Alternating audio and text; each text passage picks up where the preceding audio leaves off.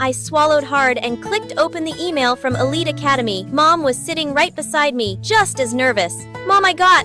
Before I could even finish, she bolted out into the street. My daughter got into the #1 university in the world. In seconds, neighbors and relatives crowded into our house, cheering and congratulating me. Words like genius and special girl kept pouring into my ears. Honor student of Elite Academy. Pretty cool title, huh? Hi, I'm Clover, 18, and I had just received the happiest news of my life. Don't forget to like and subscribe. After years of studying hard and writing a heartfelt essay on the power of teamwork, I got accepted into Elite Academy special class with a 1 in a million chance. So when our homeroom teacher asked me who wanted to be class president, I can do it. Anyone else? The room went dead quiet. Just like that, I became class president. If anyone has trouble, come to me. I'll handle it. Then Clover will be our class president. Let's all introduce ourselves. I won first place at the American Protégé International Competition at 10, and I've performed at Carnegie Hall and the Kennedy Center since. I'm now ranked among the top 3 young violinists in the world. Our class actually had a prodigy like that. One by one, others introduced themselves. The youngest singer with a name on the Walk of Fame, a Cole with 20 million followers, a math whiz.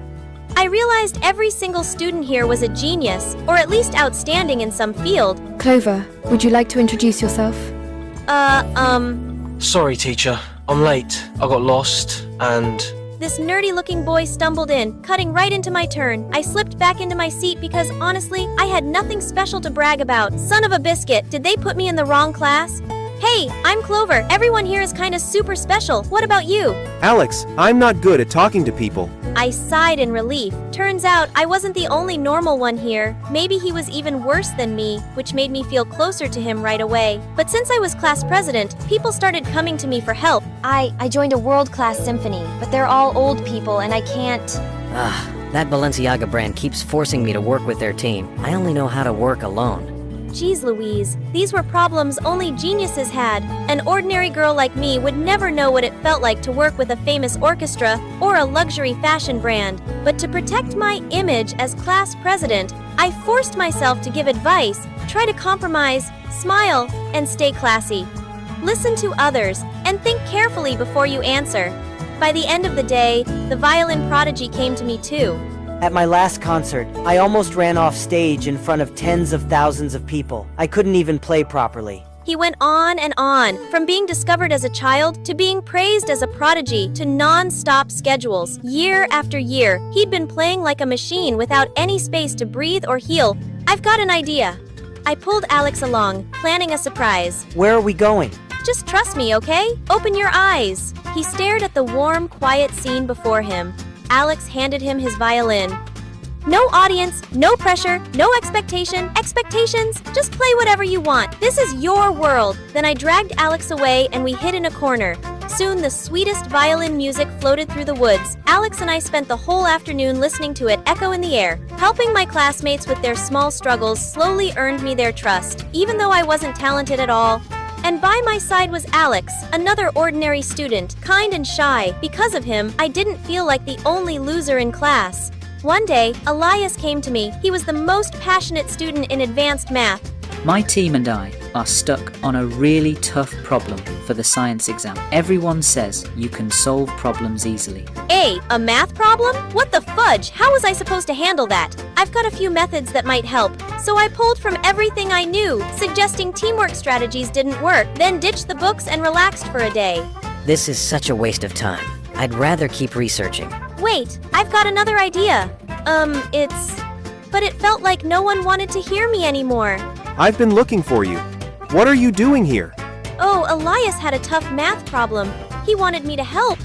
Alex studied the problem carefully, then suddenly pulled out his phone and started typing like he was hacking the Pentagon. You can optimize the algorithm like this? Done. Problem solved. Now let's go hang out. Of course, the world's top IT genius saves the day again. I just stood there, frozen. All the strategies I racked my brain for had gone nowhere, yet Alex solved it with one swipe of his fingers. It didn't take long before I found out everything about him. Once in a century, an IT prodigy received job offers from tech companies at 15. That's what the news headline said. And me? I didn't know a single thing about my own friend. Turns out Alex was the real genius here. I was the only ordinary one. I started avoiding his eyes. He was confused by how cold I'd become. After a week of this silent war, Alex pulled me aside, looking dead serious. I want to confess to a girl. Can you help me? Wait, Alex likes someone? Fine, I'd mess with him a little. Let him embarrass himself on his first confession. You should confess loud and dramatic in front of a huge crowd. That's the best way. Really? You'd want someone to confess to you like that? Of course. Of course I lied. Yeah, I'll admit it. I was jealous. Alex already had everything since birth, so what if he failed once? During the ceremony honoring the top students, Alex was on stage receiving a prestigious award. Then he suddenly grabbed the mic. Clover, I like you. Please go out with me. The whole room turned their eyes on me, and I froze, because the girl Alex liked was me. The school's genius has a crush, but who's Clover? Never heard of her. Alex was still looking at me, waiting, but all I felt was how small I was. He was always famous, and I was nobody. I don't like you. His hopeful face collapsed into shock, then sadness, and I could only run. Because of our Cold War, the classroom atmosphere grew tense. Everyone tried to cheer us up and fix things, but nothing worked. Alex wouldn't even look at me. That's when our homeroom teacher gave me a huge task, leading the class booth at the school's tech fair. With my uselessness, I'd just mess everything up. I believe you can do it. I don't have any talent. I only ruin things. That's not true. I turned to see my classmates at the door. I've learned to fit in with the orchestra thanks to you, and he too finally worked well with a big brand. You helped me find joy in playing again. We tried your teamwork methods after, and they worked way better. Your talent is understanding and connecting people. You're the glue holding all these geniuses together. With everyone cheering me on, I finally started working on our project for the science fair. We decided to build a robot that could understand and comfort people when they were stressed or sad. I set out a clear the music prodigies would compose soothing songs, the KOL would handle promotion and branding, and Elias Group would be in charge of building and assembling the robot. There's just one last thing. We need someone to write the software to actually make this robot work, and you know who's perfect for that. The moment I dreaded finally came. I spent the whole day pacing outside Alex's house, too nervous to knock. Just when I was about to give up, I spotted him in the distance. He tried to run when he saw me. Alex, wait, I need your help. I'm sorry. The things I said, I didn't mean any of it. Right before I face planted, Alex caught me in his arms. Will you help our class with the emotion-sensing robot? I couldn't even understand the feelings of the girl I like.